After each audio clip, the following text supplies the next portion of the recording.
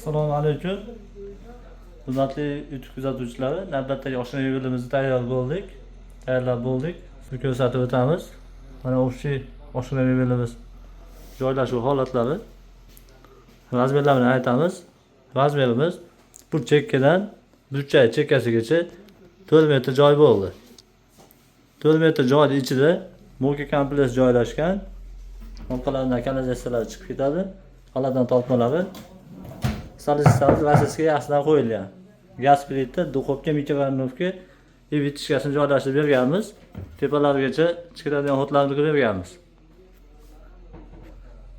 Eshiklarimiz vasiski laminatdan ishlangan, kronkalari PVC rezinoviy kronka bo'lgan, rangli vositalar tayyorlaganmiz.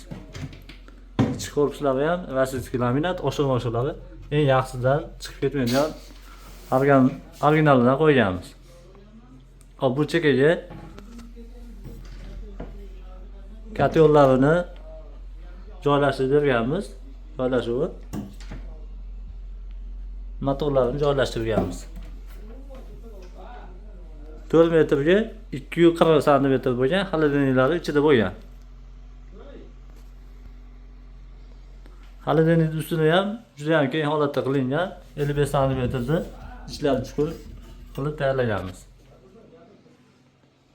Orqa fartugini 60 ga 120 rangini moslab granit qilib berganmiz. Solistamiz bilan eshigimiz u kafellar bir xil qilingan.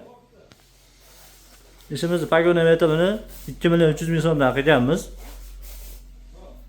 Kimga yoqqan bo'lsa, mebel qildiraman degan insonlar uzatib qo'yasizlar. Telefon nomerlarimizni shu video ostiga yozib qoldirib qo'yamiz. Bemalol aloqaga chiqasizlar. Boshqalarga oxirgi